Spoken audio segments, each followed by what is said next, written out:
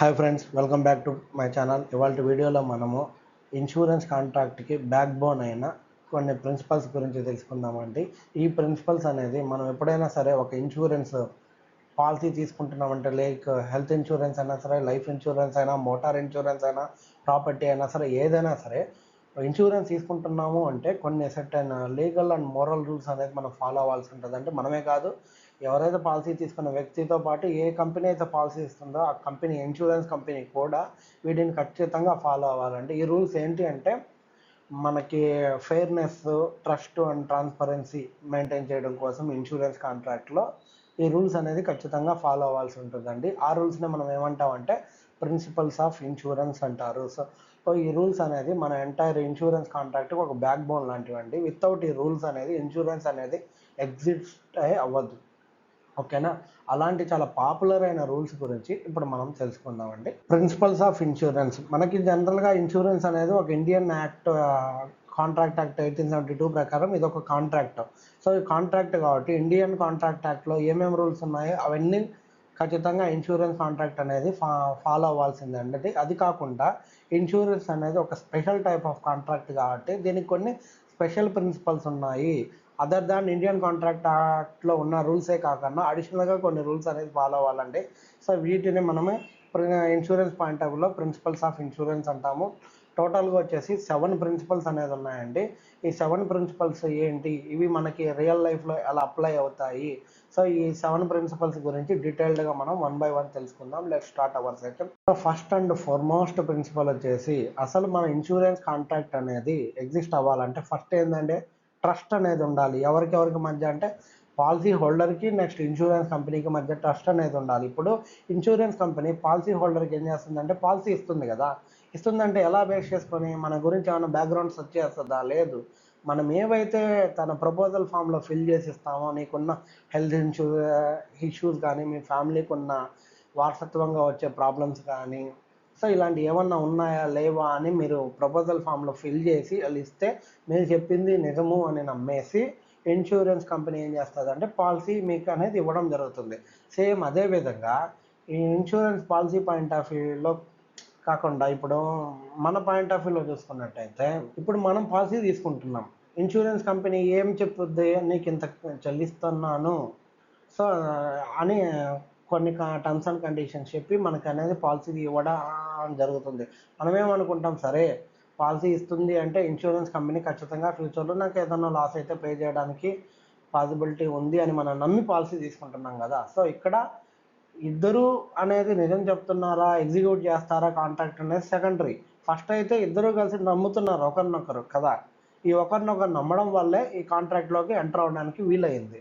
So దాన్ని ఏమంటామంటే utmost good faith అంటారు. సో అదే మన ఫస్ట్ ప్రిన్సిపల్ వచ్చేసి principle of utmost good faith. అంటే ఫస్ట్ మనకి ఇన్సూరెన్స్ అనేది ఎగ్జిస్ట్ అవ్వాలంటే ఖచ్చితంగా ఇరు వర్గాల మధ్య ఏమన్నది ఉండాలి అంటే ట్రస్ట్ అనేది ఉండాలి. ఓకేనా? ఇది ఫస్ట్ అండ్ ఫార్మోస్ట్ ప్రిన్సిపల్. ఓకేనా? సో ఆ ట్రస్ట్ అంటే ఎలా, ఇప్పుడు ఇన్సూర్డ్ అనేవాడు ఉన్నాడు, పాలసీ తీసుకుంటున్నాడు అంటే ఏం చేయాలా, తనకి హెల్త్ ప్రాబ్లమ్స్ ఉన్నాయా, తనకి ఇంకేదైనా రిస్క్ ఉందా, ఒకవేళ ప్రాపర్టీ ఇన్సూరెన్స్ తీసుకుంటే తన ప్రాపర్టీ యొక్క ఎంటైర్ డీటెయిల్స్ గురించి నీట్గా ఇన్సూరెన్స్ కంపెనీకి డిస్క్లోజ్ చేయాలి. నెక్స్ట్ ఏంటంటే మనకి పాలసీ హోల్డర్ చెప్పినట్టే నెక్స్ట్ ఇన్సూరెన్స్ కంపెనీ ఏం చెప్పాలి, పాలసీ హోల్డర్ తనకి ప్రాబ్లం అయితే ఇన్సూరెన్స్ కంపెనీ పే చేస్తుంది అనే నమ్మకంతోనే పాలసీ తీసుకుంటున్నాడు కాబట్టి సో టర్మ్స్ అండ్ కండిషన్ని డీటెయిల్గా డిస్క్లోజ్ చేయాలి. ఒకవేళ కొన్ని సర్టెన్ కేసెస్లో కనుక ఏదైనా పే చేయలేమని ఎక్స్క్లూజన్ క్లాజెస్ ఏమన్నా ఉంటే వాటి గురించి క్లియర్గా అనేది ఇన్సూరెన్స్ కంపెనీ అనేది పాలసీ హోల్డర్కి తెలియజేయాలి. సో దీన్ని బట్టి మనకి తెలిసింది ఏంటంటే, ఏదైనా సరే మనం ఫ్యాక్ట్ కనుక హైడ్ చేసి, అంటే ఇప్పుడు మనం డిస్క్లోజ్ చేయాల్సింది ఏది డిస్క్లోజ్ చేయలేదు, ఫ్యూచర్లో మనం ఎప్పుడన్నా క్లెయిమ్కి అప్లై చేసామనుకోండి ఇన్సూరెన్స్ కంపెనీ, అప్పుడు క్లెయిమ్ అనేది ఇన్సూరెన్స్ కంపెనీ రిజెక్ట్ చేయొచ్చు. ఎందుకు అంటే ఈ కాంట్రాక్ట్ అనేది వాయిడ్ ఏంటంటే, అసలు ఇన్సూరెన్స్ కాంట్రాక్ట్ ఎగ్జిస్ట్ అవ్వాలంటేనే ఫస్ట్ మనకు కావాల్సింది ఏంటంటే గుడ్ ఫెయిత్, అంటే పూర్తిగా నమ్మకం అనేది ఉండాలి. ఆ నమ్మకమే లేకుండా మీరు ఇక్కడ అబద్ధాలు చెప్పారు కాబట్టి సో ఈ కాంట్రాక్ట్ అనేది వాయిడ్ అయిపోతుంది. వాయిడ్ అంటే చెల్లుబాటు కానిది అని దాని మీనింగ్. ఓకేనా? అందుకనే క్లెయిమ్ని ఇన్సూరెన్స్ కంపెనీ రిజెక్ట్ చేసేయచ్చు. సో ఇది first principle of insurable interest. ఇప్పుడు మనకి ఫ్రెండ్ ఉన్నాడు, అతనికి ఒక కారు ఉంది లేదా బైక్ ఉంది, దానికి మనం ఇన్సూరెన్స్ తీసుకోవచ్చా అంటే తీసుకోకూడదు. ఎందుకు అంటే అది మన ప్రాపర్టీ కాదు. ఒకవేళ కారుకి కానీ బైక్ కానీ ఏదైనా సరే డ్యామేజ్ జరిగిందనుకో, మనకేమైనా ఫైనాన్షియల్ లాస్ ఏమన్నా ఉంటుందా? మనకేముండదు, ఆ వ్యక్తికి ఉంటుంది కాబట్టి అతను తీసుకోవచ్చు. కానీ మన కారు కాదు కదా డ్యామేజ్ అయితే మనం ఏమైనా నష్టపోవడానికి. సో మనం తీసుకోవడానికి పాసిబిలిటీ లేదండి. ఎగ్జాక్ట్గా ఇదే విషయాన్ని మనకి చెప్పుద్ది ప్రిన్సిపల్ ఆఫ్ ఇన్సూరబుల్ ఇంట్రెస్ట్ అనేది. సో ఈ ప్రిన్సిపల్ ఆఫ్ ఇన్సూరబుల్ ఇంట్రెస్ట్ ఏమని చెప్తుందంటే, నువ్వు ఏదైనా సరే ఇన్సూరెన్స్ తీసుకుంటున్నావు అంటే ఆ సబ్జెక్ట్ మ్యాటర్ పైన నీకు ఇన్సూరబుల్ ఇంట్రెస్ట్ అనేది ఉండాలి. సబ్జెక్ట్ మ్యాటర్ అంటే నువ్వు దేనిపైన అయితే ఇన్సూరెన్స్ తీసుకుంటున్నావు. ఫర్ ఎగ్జాంపుల్ ఇప్పుడు కారు పైన ఇన్సూరెన్స్ తీసుకుంటున్నావు కదా, కార్ అనేది ఇక్కడ సబ్జెక్ట్ మ్యాటర్, ఓకేనా. ఆ కారు పైన నీకు ఇన్సూరబుల్ ఇంట్రెస్ట్ ఉండాలి. ఇన్సూరబుల్ ఇంట్రెస్ట్ అంటే ఇప్పుడు కారుకి ఏదైనా డ్యామేజ్ అయింది అనుకో, నష్టపోయేది ఎవరు? ఎవరైతే కారు ఓనర్ ఉంటాడో వాళ్ళే కదా నష్టపోతారు. సపోజ్ ఇప్పుడు నా కారు కాబట్టి నేను నష్టపోతా. ఎలా నష్టపోతా అంటే ఫైనాన్షియల్గా నష్టపోతాను కదా. సో అప్పుడు నాకు ఇన్సూరబుల్ ఇంట్రెస్ట్ ఉన్నట్టే నా కారు పైన. సో అప్పుడు నేను ఇన్సూరెన్స్ తీసుకోవడానికి పాసిబిలిటీ ఉంది. అంటే మరి సింపుల్గా చెప్పాలి అంటే, ఇప్పుడు మనకి ఏదైనా లైక్ ఫర్ ఎగ్జాంపుల్ ప్రాపర్టీ ఉంది, లేదా లైఫ్ ఇన్సూరెన్సే ఉంది, లేదా వస్తువు ఉంది. సో వీటిపైన ఏంటంటే మనకు ఫైనాన్షియల్ గెయిన్ అనేది ఉంటుంది. అంటే ఇప్పుడు మనకి ప్రాపర్టీ ఉందా, ప్రాపర్టీకి ఒక వాల్యూ ఉంటుందా. సో దానివల్ల ఏంటంటే మనకి ఆ ఓన్ చేసుకోగలిగినాం కదా ఆ ప్రాపర్టీని. సో దానికి మనకి ఫైనాన్షియల్ గెయిన్ అనేది ఉన్నట్టు, ఓకేనా. ఇప్పుడు ఆ ప్రాపర్టీకి ఏదైనా ఫైర్ యాక్సిడెంట్ జరిగింది అంటే డ్యామేజ్ జరిగిపోయింది కదా. డ్యామేజ్ జరగడం వల్ల ఏంటి, మనం ప్రాపర్టీ ఒక వాల్యూ సపోజ్ 50 lakhs అంటే ఆ 50 lakhsని మనం నష్టపోయినట్టే కదా. సో అప్పుడు ఏమైంది, ఫైనాన్షియల్ గెయిన్ ఏదైతే ఉందో ప్రాపర్టీకి నీకు ఒక డ్యామేజ్ జరగడం వల్ల ఏమైంది, ఫైనాన్షియల్ లాస్ అనేది ఇంకర్ అయింది. సో ఇలాంటప్పుడు మనకి ఏం చెప్పుద్ది అంటే ఇన్సూరబుల్ ఇంట్రెస్ట్ ఉన్నట్టు. అంటే ఏ ప్రాపర్టీ పైన అయితే మనకి ఫైనాన్షియల్ డ్యామేజ్ అనేది జరగడం వల్ల ఫైనాన్షియల్ లాస్ అనేది ఇంకర్ అవుతుందో అలాంటి ప్రాపర్టీస్ అన్నిటిపైన మనకి ఇన్సూరబుల్ ఇంట్రెస్ట్ ఉన్నట్టే. అలాంటి వాటిపైన మనం ఇన్సూరెన్స్ తీసుకోవచ్చు, ఇలా ప్రతిదానికి తీసుకోవచ్చు, ఓకేనా. ఇప్పుడు ఇదే ప్రిన్సిపల్ ఆఫ్ ఇన్సూరబుల్ ఇంట్రెస్ట్ అనేది లైఫ్ ఇన్సూరెన్స్ పాయింట్ ఆఫ్ వ్యూలో ఒకలాగా ఉంటుంది, జనరల్ ఇన్సూరెన్స్ పాయింట్ ఆఫ్ వ్యూలో ఒకలాగా ఉంటుందండి, ఓకేనా. ఇప్పుడు ఏంటి అంటే, ఇప్పుడు లైఫ్ ఇన్సూరెన్స్ ఉంది, సపోజ్ మన ఫాదరు మన మీద ఇన్సూరెన్స్ తీసుకున్నాడు. సో ఇప్పుడు దీనికి ఫైనాన్షియల్ గెయిన్తో సంబంధం లేదు. ఇక్కడ ఇన్సూరబుల్ ఇంట్రెస్ట్ అనేది ఒక లైఫ్ ఇన్సూరెన్స్లోకి ఇది ఎక్సెప్షన్ అండి. ఎందుకంటే బై బర్త్ ఫాదర్కి చైల్డ్ మీద ఇన్సూరబుల్ ఇంట్రెస్ట్ ఉన్నట్టుగానే అజ్యూమ్ చేసుకుంటుంది ఇన్సూరెన్స్ అనే కాన్సెప్ట్, ఓకేనా. సో ఇక్కడ ఏంది అంటే, వన్స్ నువ్వు ఫాదర్ వచ్చేసి చైల్డ్కి ఇన్సూరెన్స్ తీసుకున్నాడంటే నువ్వు 100 ఏళ్ళ తర్వాత అయినా 50 ఏళ్ళ తర్వాత అయినా ఎప్పుడైనా సరే ఫాదర్ చైల్డ్ రిలేషన్షిప్ అనేది ఎప్పుడు మారదు కదా. సో అందుకనే నువ్వు పాలసీ తీసుకునేటప్పుడు ఫాదర్ చైల్డ్ రిలేషన్షిప్ ఉందా లేదా అనేది చూసుకుంటే చాలు. సో ఇది లైఫ్ ఇన్సూరెన్స్ పాయింట్ ఆఫ్ వ్యూలో. కానీ ఒకవేళ నువ్వు జనరల్ ఇన్సూరెన్స్ తీసుకుంటున్నావు, సపోజ్ ఫర్ ఎగ్జాంపుల్ మీకు ఒక కార్ ఉంది, ఆ కార్ ఏంటంటే నువ్వు ఇన్సూరెన్స్ తీసుకున్నావు ఎందుకంటే కార్కి నువ్వు ఓనర్ కాబట్టి, కార్కి ఏదైనా డ్యామేజ్ అయితే దాని నష్టాన్ని నువ్వు భరించాలి కాబట్టి నువ్వు ఇన్సూరెన్స్ తీసుకున్నావు, ఇట్స్ ఓకే, ఇన్సూరబుల్ ఇంట్రెస్ట్ ఉన్నట్టే. తర్వాత ఏం చేసావంటే ఒక 1 year తర్వాత కార్ని నీ ఫ్రెండ్కి అమ్మేశావు. నీ ఫ్రెండ్ ఏం చేశాడంటే కార్ ఎత్తుకొని పోయి ఎక్కడో గుద్దేశాడు. ఇప్పుడు కార్ డ్యామేజ్ అయింది కదా, నీకు ఇన్సూరెన్స్ నువ్వు తీసుకున్నావు కదా అనేసి నువ్వు వెళ్ళి క్లెయిమ్ పెడితే కుదరదు. ఎందుకు అంటే ఇప్పుడు కారుకి ఓనర్ నువ్వు కాదు, నీ ఫ్రెండ్ ఓనర్ కాబట్టి నీ ఫ్రెండ్ క్లెయిమ్ చేసుకుంటే పాసిబులే, కానీ తను తీసుకొని ఉండాలి పాలసీ, ఓకేనా.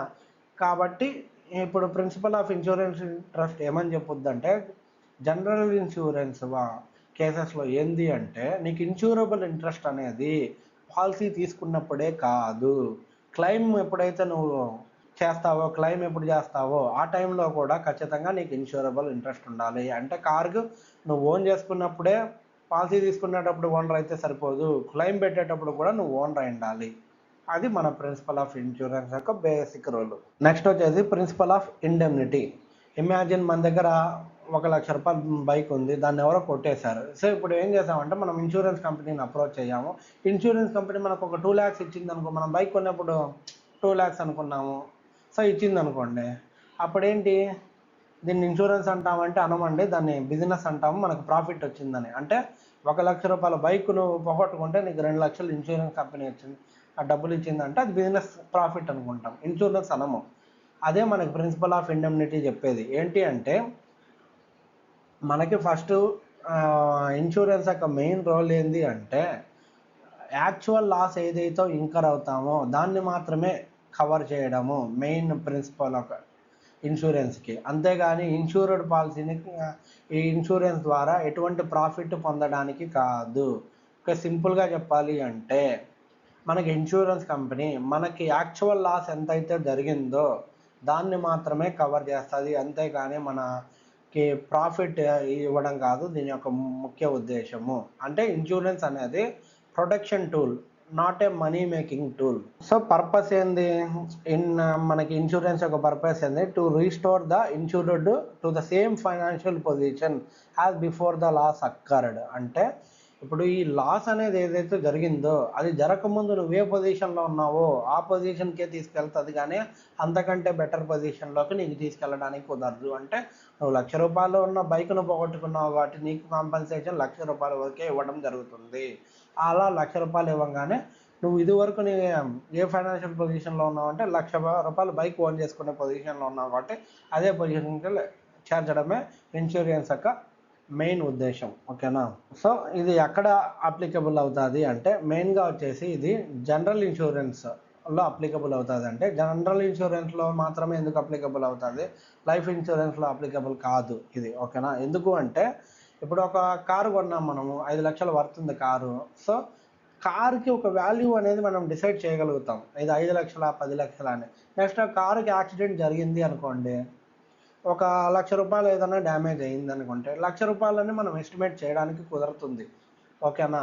సో అందుకని ఆ ఇండెమ్నిటీ ప్రిన్సిపల్ ప్రకారం నీకు ఎంత డ్యామేజ్ అయిందో నువ్వు అంత కాంపన్సేషన్ అనేది పే చేయడానికి పాసిబుల్ అవుతుంది. కానీ లైఫ్ ఇన్సూరెన్స్ పాయింట్ ఆఫ్ వ్యూలో అలా కాదు. హ్యూమన్ లైఫ్ యొక్క వాల్యూని మనం మనీతో మెజర్ చేయలేము. హ్యూమన్ లైఫ్ యొక్క సంపాదన శాలరీని మనం మెజర్ చేయగలుగుతాం, కానీ హ్యూమన్ లైఫ్ యొక్క వాల్యూని మాత్రం మెజర్ చేయలేము. అంటే ఒక 10 లక్షల విలువన్న మనిషి చనిపోయాడు, ఒక 15 లక్షల విలువన్న మనిషి చనిపోయాడు, 1,00,00,000 రూపాయలు విలువన్న మనిషి చనిపోయాడు అని అలా చెప్పడానికి కుదరదు. సో లైఫ్ ఇన్సూరెన్స్లో అందుకే నీకు పాలసీ ఇచ్చేటప్పుడు ఏం చేస్తారంటే నీ యాన్యువల్ ఇన్కమ్ ఏదైతే ఉందో దానికి 10 టైమ్సా 15 టైమ్సా 20 టైమ్సా depends upon my age my శాలరీని బేస్ చేసుకొని నీకు లైఫ్ ఇన్సూరెన్స్ అనేది ఇవ్వడం జరుగుతుంది. అంతేగాని మనకి ప్రిన్సిపల్ జనరల్ ఇన్సూరెన్స్కి ఇచ్చినట్టు 1,00,00,000 రూపాయల వాల్యూ ఉన్న ప్రాపర్టీ కాబట్టి 1,00,00,000 రూపాయలు ఇన్సూరెన్స్ ఇస్తాము, 50 లక్షలు ఉన్న ప్రాపర్టీ వాల్యూ కాబట్టి 50 లక్షలు ఇన్సూరెన్స్ ఇవ్వడం అనేది మనకి లైఫ్ ఇన్సూరెన్స్లో పాసిబుల్ కాదు. అందుకనే ప్రిన్సిపల్ ఆఫ్ ఇండెమ్నిటీ అనేది ఖచ్చితంగా మనకి లైఫ్ ఇన్సూరెన్స్కి అప్లికబుల్ కాదు. సో మనకి ఎగ్జామ్ పాయింట్ ఆఫ్ వ్యూలో ఇది చాలా ఇంపార్టెంట్. అంటే this principle is strictly followed in general insurance like fire, motor or marine insurance, where the amount of loss can be calculated in monetary terms, but it does not apply to life insurance because you cannot measure the value of a person's life in rupees. So ఇలా ఇది ఏ principal అని అడగచ్చు, అప్పుడు ఏం చెప్పాలంటే మనం principal of indemnity అని చెప్తాము. సో ఇది చాలా ఇంపార్టెంట్ ఎగ్జామ్ పాయింట్ ఆఫ్ వ్యూలో. నెక్స్ట్ వచ్చేసి ప్రిన్సిపల్ ఆఫ్ ప్రాక్సిమేట్ కాజ్ అంటాము. అంటే నియరెస్ట్ కాజ్ ఏదైతే ఉందో దాన్ని, ఫర్ ఎగ్జాంపుల్ ఇప్పుడు మనం ఏంటంటే ఒక షిప్ ఉంది మన దగ్గర, దాన్ని ఇన్సూరెన్స్ చేయించాం. దేనికంటే షిప్ అంటే యాక్చువల్గా ఏంది సముద్రాల్లో తిరుగుతూ ఉంటుంది కదా, సముద్రంలో ఏంటంటే మనకి తుఫాన్లు వచ్చే అవకాశాలు ఎక్కువ ఉంటాయి కదా, దానివల్ల షిప్కి డ్యామేజ్ జరిగే అవకాశం ఉంటుంది. అందుకని మనం ఏం చేసామంటే స్టార్మ్ ఇన్సూరెన్స్ తీసుకున్నాం. స్టార్మ్ ద్వారా డ్యామేజ్ అయితే మనకి కాంపన్సేషన్ పే చేయడం కోసం కదా. ఒకరోజు ఏమైందంటే షిప్కి ఫైర్ అంటుకుంది. ఫైర్ అంటుకోవడం వల్ల ఎలా అంటుకుందంటే తుఫాన్ వచ్చింది. ఆ తుఫాన్ వచ్చినప్పుడు ఏమైందంటే మనకి ఇవి ఉంటాయి కదా, మెయిన్ లైట్నింగ్ అంటారు, ఉరుములు మెరుపులు. సో ఉరిమింది. దానివల్ల ఏమైందంటే మన షిప్ ఉంది కదా కాలిపోయింది. దానివల్ల షిప్ అంతా మనం నష్టపోయినాం కదా. సో ఇప్పుడు వెళ్ళేసి మనం ఇన్సూరెన్స్ కంపెనీ నాకు తుఫాను వల్ల నష్టం జరిగింది, సో నువ్వు నాకు కాంపెన్సేషన్ ఇవ్వాలి అంటే ఇప్పుడు ఇన్సూరెన్స్ కంపెనీ ఎస్టిమేట్ చేస్తుంది ఏది పాసిబుల్ రీజన్, ఇక్కడ లైట్నింగ్ వల్ల అయిందా స్టార్మ్ వల్ల అయిందా అని డిసైడ్ చేస్తుంది. సో ఇప్పుడు నీకు లైట్నింగ్ వల్ల ఇక్కడ డ్యామేజ్ అయింది కాబట్టి, కానీ ఇతను ఇన్సూరెన్స్ చేసుకుంది ఏంది స్టార్మ్ వల్ల కాబట్టి, సో అతనికి ఇన్సూరెన్స్ కంపెనీ అమౌంట్ అనేది పే చేయడానికి కుదరదు, పాసిబుల్ కాదు. ఓకేనా? ఇదే ఏ విషయం చెప్పుద్ది అంటే ప్రిన్సిపల్ ఆఫ్ ప్రాక్సిమేట్ కాజ్ అనే ప్రిన్సిపల్ చెప్తుంది. అంటే సింపుల్గా చెప్పాలంటే దీన్ని ఇంకొక మీనింగ్ ఏంటంటే ప్రిన్సిపల్ ఆఫ్ కాజా ప్రాక్సిమా, అంటే దీని లాటిన్ నేమ్ వచ్చేసి కాజా ప్రాక్సిమా అంటారు. మన సింపుల్ ఇంగ్లీష్లో వచ్చేసి నియరెస్ట్ కాజ్ అంటారు. అంటే మనకి ఏదైనా సరే మన వస్తువుకి కనుక డ్యామేజ్ జరిగిందనికే ఆ డ్యామేజ్ జరగడానికి 2-3 కారణాలు కనుక ఏదన్నా ఉన్నాయి అంటే అందులో నియరెస్ట్ కారణం ఏదైతే ఉందో దానికి మాత్రమే ఇన్సూరెన్స్ చేసి ఉంటే మనము ఆ ఇన్సూరెన్స్ కంపెనీ అనేది మనకి నష్టాన్ని భర్తీ చేస్తుంది. ఓకేనా? ఇది ప్రిన్సిపల్ ఆఫ్ ప్రాక్సిమేట్ కాజ్ అనేది మనకు చెప్తుందండి. దాని రూల్ పొజిషన్ చూసుకున్నట్టయితే, if the proximate cause of the loss is risk covered under the policy, అంటే మనకి ఏ కాజ్ వల్ల అయితే నష్టం జరిగిందో ఆ కాజ్ కనుక పాలసీలో కనుక కవర్ అయి ఉంటే అప్పుడు మాత్రం ఇన్సూరెన్స్ కంపెనీ ఖచ్చితంగా పే చేయాలి. ఒకవేళ మనకు జరిగిన కాజ్ వల్ల డ్యామేజ్ జరిగింది బట్ అది మన పాలసీలో కవర్ అవ్వలేదు అనుకుంటే అప్పుడు ఇన్సూరెన్స్ కంపెనీ పే చేయాల్సిన ఆబ్లిగేషన్ ఏమాత్రం లేదు అని ఈ రూల్ అనేది చెప్పుతుంది. దీనికే ఒక చిన్న ఎగ్జాంపుల్ చూసుకున్నట్టయితే, మనకు ఒక ఇల్లు ఉంది. ఇల్లుకి ఏమైందంటే ఫైర్ యాక్సిడెంట్ జరుగుతుందేమో అని మనం ఏం చేసామంటే ఏదైనా ఫైర్ యాక్సిడెంట్ అలా తీసుకుని ఉంటాం. ఓకేనా? ఒకవేళ ఎర్త్క్వేక్ డ్యామేజ్ జరుగుతుంది అనుకుంటే ఎర్త్క్వేక్ ఏదో ఒకటి మనం దేన్నైతే తీసుకున్నామో అది మనకి కవరేజ్ వచ్చేది. ఓకేనా? ఇప్పుడు మన ఇల్లు ఏమైందంటే ఎర్త్క్వేక్ వచ్చింది. ఎర్త్క్వేక్ రావడం వల్ల ఏమైందంటే ఫైర్ యాక్సిడెంట్ వచ్చింది. ఓకేనా? ఫైర్ అనేది జరగడం వల్ల ఇల్లు వచ్చేసి కాలిపోయింది. సో ఇప్పుడు కంపెనీ ఏం చేస్తుంది అంటే ఇన్సూరెన్స్ కంపెనీ చెక్ చేస్తుంది. అరే ఇది ఇల్లు కాలిపోవడానికి గల కారణం ఏంటి, ఫైరా లేకంటే ఎర్త్క్వేకా అని చూసుకుంటుంది. ఫస్ట్ అయితే ఎర్త్క్వేక్ వచ్చింది. ఓకేనా? ఈ ఎర్త్క్వేక్ తర్వాత ఫైర్ అనేది కాజ్ అయింది. ఓకే, ఎర్త్క్వేక్ రావడం వల్ల ఫైర్ వచ్చింది, ఫైర్ అంటుకోవడం వల్ల ఇల్లు అనేది డ్యామేజ్ అయింది. ఒకవేళ ఎర్త్క్వేక్ అనేది లేకపోతే ఫైర్ యాక్సిడెంట్ అనేది జరగదు. అంటే సింపుల్గా చెప్పాలంటే ఈ ఫైర్ అనేది ఏర్పడడానికి ఇక్కడ డైరెక్ట్గా ఫైర్ అనేది కార్లా, ఎర్త్క్వేక్ అనే ఇంకొక ఈవెంట్ జరగడం వల్ల ఇక్కడ ఫైర్ అనే ఈవెంట్ ట్రిగ్గర్ అయ్యి మన హౌస్ అనేది డ్యామేజ్ అయింది. కాబట్టి ఇప్పుడు మనం తీసుకున్నది ఏంటంటే హౌస్కి ఫైర్ ఇన్సూరెన్స్ తీసుకొని ఉన్నాం అనుకోండి. సో ఫైర్ ఇన్సూరెన్స్ తీసుకున్నాం కాబట్టి ఇక్కడ డ్యామేజ్ దేనివల్ల జరిగింది, ఎర్త్క్వేక్ వల్ల జరిగింది. కాబట్టి ఇన్సూరెన్స్ కంపెనీ ఎటువంటి క్లెయిమ్ పే చేయాల్సిన పని లేదు. సపోజ్ ఇప్పుడు మనం ఫైర్ ఇన్సూరెన్స్కి తీసుకోవాలా, ఎర్త్క్వేక్ డ్యామేజ్కే మనం ఇల్లు తీసుకున్నాం. సో ఎర్త్క్వేక్ రావడం వల్ల ఫైర్ అంటుకొని ఇల్లు కాలిపోయింది కాబట్టి, సో ఇప్పుడు earthquake is the primary reason, అంటే nearest cause for damage of our house. కాబట్టి ఎర్త్క్వేక్కే మనం ఇల్లు తీసుకున్నాం కాబట్టి అది పాలసీలో కవర్ అయింది. కాబట్టి సో ఇక్కడ మనము ప్రిన్సిపల్ ఆఫ్ ప్రాక్సిమేట్ కాజ్ ద్వారా మనం పే అనేది చేయడానికి పాసిబుల్ అవుతుంది అని సింపుల్గా చెప్పాలి. అంటే ఈ ప్రిన్సిపల్ ప్రాక్సిమేట్ కాజ్ అనేది ఇన్సూరెన్స్కి హెల్ప్ అవుతుంది. ఎలా అంటే రియల్ రీజన్ ఏంటి ఒక లాస్ జరగడానికి, సో దీనివల్ల వాళ్ళ క్లెయిమ్స్ అనేది ఫెయిర్గాను లాజికల్గాను అండ్ త్వరగాను సెటిల్ చేయడానికి ఈ ప్రిన్సిపల్ అనేది చాలా హెల్ప్ అవుతుంది. అంటే చైన్ ఆఫ్ ఈవెంట్స్ను స్టడీ చేస్తాడు. ఏ ఈవెంట్ వల్ల ఏది జరిగింది, దానివల్ల ఎలా లాస్ అనేది ఏర్పడింది, దాన్ని స్టడీ చేసి నియరెస్ట్ కాజ్ ఏదైతే ఉందో అది కవర్ అయింటే దాని ప్రకారమే మనకి పే చేస్తారు అని సింపుల్గా మనకి ప్రిన్సిపల్ చెప్పుతుంది. నెక్స్ట్ వచ్చేసి ప్రిన్సిపల్ ఆఫ్ సబ్రోగేషన్. ఇప్పుడు మనము రోడ్డు మీద వెళ్తున్నాము. ఓకేనా? మన కార్ని ఇంకొకరు ఎవరో వచ్చేసి గుద్దేశారు. దీనివల్ల ఏమైందంటే మనకు ఒక 50,000 డ్యామేజ్ జరిగింది. ఇప్పుడు ఏం చేసాము, ఇన్సూరెన్స్ కంపెనీకి మనం క్లెయిమ్ పెట్టాం. ఇన్సూరెన్స్ కంపెనీ ఏం చేసింది, మనకి 50,000 అనేది కాంపెన్సేషన్ ఇచ్చింది. ఇప్పుడు మనకి ఎవరైతే డ్యామేజ్ చేశారో ఆ వ్యక్తి దగ్గర నుంచి ఇన్సూరెన్స్ కంపెనీ ఏం చేయగలుగుతుందంటే మనకి కాంపెన్సేషన్ ఇచ్చింది కాబట్టి అతని యొక్క నెగ్లిజెన్స్, ఆ థర్డ్ పార్టీ యొక్క నెగ్లిజెన్స్ వల్ల కదా మన కార్ డ్యామేజ్ అయింది, ఇన్సూరెన్స్ కంపెనీ పే చేయాల్సి వచ్చింది. కాబట్టి ఆ థర్డ్ పార్టీ ఎవరైతే ఉన్నారో ఆ వ్యక్తి దగ్గర నుంచి ఇన్సూరెన్స్ కంపెనీ పే చేసిన 50,000ని రికవర్ చేసుకునే ఆప్షన్ అనేది మనకి కల్పిస్తుందండి. అదే ప్రిన్సిపల్ ఆఫ్ సబ్రోగేషన్ అంటారు. ఓకేనా? అంటే ఏంటంటే సింపుల్గా చెప్పాలంటే the term subrogation means one party stands in place of another. అంటే ఒక పార్టీ ఇంకొక పార్టీ ప్లేస్లోకి స్టాండ్ అయ్యే అవకాశము ఈ ప్రిన్సిపల్ అనేది కనిపిస్తుంది. ఎప్పుడు అంటే after the loss has been compensated the ownership rights of the damaged property are transfer to the insurance. అంటే కారు గుద్దేసి వెళ్ళిపోయింది కదా, దానికి డ్యామేజ్ చేసేసింది కాబట్టి మామూలుగా ఇప్పుడు ఇన్సూరెన్స్ అనేది లేదనుకో, నీ కార్ని ఎవరన్నా గుద్దాడు అనుకో, గుద్దాడి దగ్గర నుంచి నువ్వు రికవరీ చేసుకుంటావు కదా, నువ్వు నా కారు గుద్దేసావు, నాకు ఎంత డ్యామేజ్ అయింది, నాకు డబ్బులు కట్టు అని అంటావు. ఓకేనా? సో ఇప్పుడు అదే పని ఏం చేసిందంటే ఆ వ్యక్తికి బదులు ఇన్సూరెన్స్ కంపెనీ కట్టింది నీకు డబ్బులు. కాబట్టి ఇప్పుడు నీకేవైతే రైట్స్ ఉన్నాయో ఆ రైట్స్ అన్నీ కూడా ఆ ఇన్సూరెన్స్ కంపెనీకి ఉంటాయి. సో నువ్వు ఎలా అయితే థర్డ్ పార్టీని డిమాండ్ చేయగలుగుతావో అలా నీ పొజిషన్లోకి ఈ ప్రిన్సిపల్ ఆఫ్ సబ్రోగేషన్ అనేది ఇన్సూరెన్స్ కంపెనీని కూర్చోబెడుతుంది అని దాని మీనింగ్. ఓకేనా? ఇది ఎందుకు అంటే insurance company to recover the loss amount from the third party responsible for causing the damage. అంటే థర్డ్ పార్టీ యొక్క నెగ్లిజెన్స్ వల్ల నీకు డ్యామేజ్ జరిగింది, దానికి ఇన్సూరెన్స్ కంపెనీ ఎందుకు సఫర్ అవ్వాలి? సో థర్డ్ పార్టీ దగ్గర నుంచి రికవర్ చేసుకుంటే సరిపోతుంది కదా. సో అందుకనే థర్డ్ పార్టీ ఎవరో చేసిన తప్పుకి ఇన్సూరెన్స్ కంపెనీ బలి అవ్వాలంటే కాదు కదా.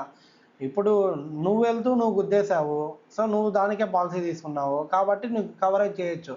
కానీ ఇప్పుడు నువ్వు కుదరలేదు, ఎవడో ర్యాష్గా డ్రైవింగ్ చేయడం వల్ల నీకు డ్యామేజ్ జరిగింది, దానికి ఇన్సూరెన్స్ కంపెనీ నష్టం భరించింది కాబట్టి సో ఇప్పుడు ఇన్సూరెన్స్ కంపెనీకి ప్రొవైడ్ చేద్దాము అనే ఉద్దేశంతో ఈ ప్రిన్సిపల్ ఆఫ్ సబ్రోగేషన్ అనే ప్రిన్సిపల్ని డిఫైన్ చేయడం జరిగింది. ఓకేనా?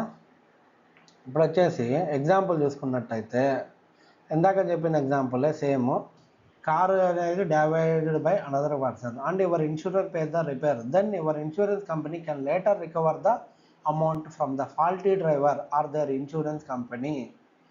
That way you are compensated once and the responsible party ultimately bears the cost. అంటే ఇప్పుడు నీకు డ్యామేజ్ జరిగింది, ఎవడి వల్ల జరిగింది, సో వాడి బదులు ఇన్సూరెన్స్ కంపెనీ నీకు పే చేసేసింది. కాబట్టి ఇప్పుడు ఏం చేస్తుందంటే ఇన్సూరెన్స్ కంపెనీ ఆ ఫాల్టీ డ్రైవర్ దగ్గర నుంచి రికవర్ చేయొచ్చు. అంటే ఫైనల్గా ఈ నష్టాన్ని ఎవరు భరించినట్టు అంటే ఎవరైతే నీకు డ్యామేజ్ చేశాడో ఆ వ్యక్తే భరించినట్టు. ఓకేనా?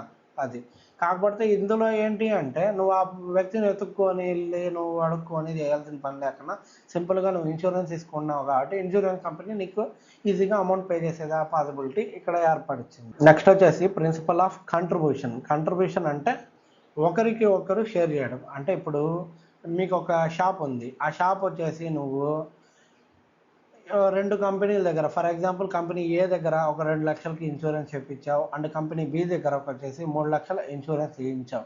ఇప్పుడు ఏంటంటే నువ్వు ఒక లాస్ సఫర్ అయ్యావు. ఎంత అంటే నీకు ఫైర్ యాక్సిడెంట్ ఏదో జరిగింది, 1 లక్ష రూపాయల దాకా నీకు నష్టం వచ్చింది. ఇప్పుడు ఏం చేస్తుందంటే ఇన్సూరెన్స్ కంపెనీ రెండు దగ్గర తీసుకున్నావు కదా అని చెరొకరి దగ్గర లక్ష తీసుకోవడానికి కుదరదు. ఎందుకంటే నీకు అక్కడ ప్రిన్సిపల్ ఆఫ్ ఇండెమ్నిటీ ఏం చెప్పింది, నీకు ఎంతైతే యాక్చువల్ లాస్ అయిందో అంత లాస్ను మాత్రమే నీవు పొందాలి ఇన్సూరెన్స్ ద్వారా అని ప్రిన్సిపల్ ఆఫ్ ఇండెమ్నిటీ చెప్పింది. సో కాబట్టి నువ్వు ₹1,00,000 వరకే పొందాలి. కానీ ₹1,00,000 ఇప్పుడు ఎవరి దగ్గర తీసుకోవాలా? కంపెనీ ఏ దగ్గర తీసుకోవాలా, కంపెనీ బి దగ్గర తీసుకోవాలా అంటే నువ్వు ప్రపోర్షనేట్గా ఇద్దరు కంపెనీస్ దగ్గర తీసుకోవు అని ప్రిన్సిపల్ ఆఫ్ కంట్రిబ్యూషన్ చెప్తుంది. అంటే ఇప్పుడు ఏ దగ్గర నుంచి నువ్వు సపోజ్ 50,000 తీసుకున్నావు అనుకో, బి దగ్గర నుంచి 50,000 తీసుకోవచ్చు. లేదంటే రేషియో ఆఫ్ కంట్రిబ్యూషన్ ఉందిగా, అక్కడ ఏ దగ్గర 2 lakhs తీపించుకున్నావు, బి దగ్గర 3 lakhs తీసుకున్నావు కాబట్టి ప్రపోర్షనల్గా 2:3 ప్రపోర్షన్లో ఏ దగ్గర 40,000 బి దగ్గర 60,000 తీసుకోవచ్చు. లేదు ఇదంతా నాకెందుకు, రెండు కంపెనీల దగ్గర నేను వెళ్ళాలి, నేను ఏదో ఒక కంపెనీ దగ్గర తీసుకుంటానంటే నువ్వు కంపెనీ ఏ దగ్గర ₹1,00,000 తీసేసుకోవచ్చు. తర్వాత కంపెనీ ఏ వచ్చేసి నీ దగ్గర కూడా ఇతను ఇన్సూరెన్స్ తీసుకున్నాడు కదా, కొంచెం లాస్ నువ్వు ప్రపోర్షనేట్గా భరించాలి కాబట్టి బ్యాలెన్స్ అమౌంట్ నువ్వు నాకు పే చేయని కంపెనీ ఏ వచ్చి కంపెనీ బిని అడుగుతుంది. సో ఇలా ప్రిన్సిపల్ ఆఫ్ కంట్రిబ్యూషన్ అనేది ప్రపోర్షనట్గా లాస్ అమౌంట్ ఏదైతే ఉందో క్లెయిమ్ అమౌంట్ని దాన్ని డివైడ్ చేయడం కోసం ఇన్సూరెన్స్ కంపెనీకి హెల్ప్ అవుతుంది. ఓకేనా?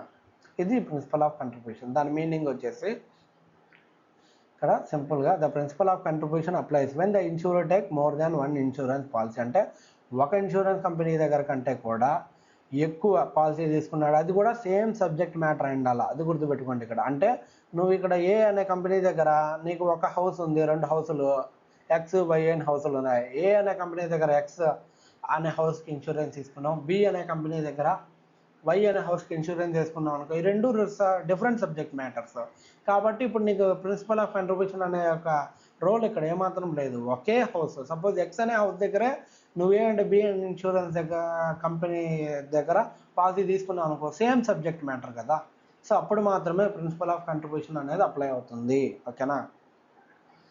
సో నీకు అక్కడ ఏం చెప్పుద్దంటే ఈ ప్రిన్సిపల్ వచ్చేసి does not make profit by claiming the same loss from multiple insurance. అంటే నీకు ఒకసారి డ్యామేజ్ అయిందని నువ్వు ఎంతమంది దగ్గర చేసుకుంటే అంతమంది దగ్గర నువ్వు క్లైమ్ పొంది ప్రాఫిట్ పొందాలి అని అనుకుంటే అది కుదరదు అని చెప్తుంది. అదే ప్రిన్సిపల్ ఆఫ్ ఇండెమ్నిటీ. ఆ ప్రిన్సిపల్ ఆఫ్ ఇండెమ్నిటీ అలా చెప్తుంది కాబట్టి ఈ ప్రిన్సిపల్ ఆఫ్ కంట్రిబ్యూషన్ ఆ కాంపన్సేషన్ నువ్వు ఇలా డివైడ్ చేయండి అని చెప్తుంది మనకి. ఓకేనా. రూల్ ఏం లేదు, సింపుల్గా ఒకే ప్రాపర్టీ పైన నువ్వు మల్టిపుల్ ఇన్సూరెన్స్ ఇక్కడ తీసుకున్నావు అనుకో, ఆ లాస్ని వచ్చేసి ఆ ఇన్సూరెన్స్ కంపెనీస్ ప్రపోర్షనట్గా షేర్ చేసుకోవాలి.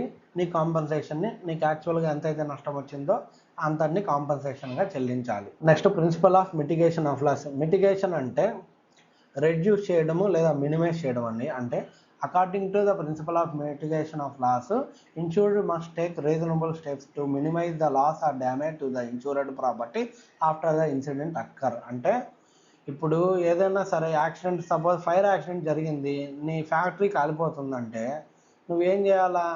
ఇన్సూరెన్స్ ఉంది కదా నాకు అని కుర్చీ వేసుకొని కూర్చోడానికి కుదరదు. నువ్వు ఒకవేళ ఇన్సూరెన్స్ లేకపోతే ఏం చేస్తావు? అది ఇన్సూరెన్స్ ఉన్నప్పుడు నువ్వు చెయ్యాలి. అంటే ఇన్సూర్డ్ అనేవాడు ఇన్యాక్టివ్గా ఉండకూడదు. ఓకేనా. ఎందుకు అంటే ఫుల్ కాంపన్సేషన్ ఇన్సూరెన్స్ పే చేస్తుంది, నేను ఎందుకు కష్టపడాలని చెప్పేసి నువ్వు ఉండకూడదు. నీకు ఇన్సూరెన్స్ లేకపోతే నువ్వు ఏం స్టెప్ తీసుకుంటావు? ఫైర్ యాక్సిడెంట్ జరిగిందంటే ఏదైనా నీళ్ళు వేసి ఆర్పడానికైనా చేస్తావు, లేదా ఫైర్ ఎక్స్టింగ్విషర్స్ తెచ్చి అన్న ఆర్పడానికి ట్రై చేస్తావు కదా. సో అలాంటి స్టెప్స్ అన్నీ నువ్వు తీసుకోవాలి.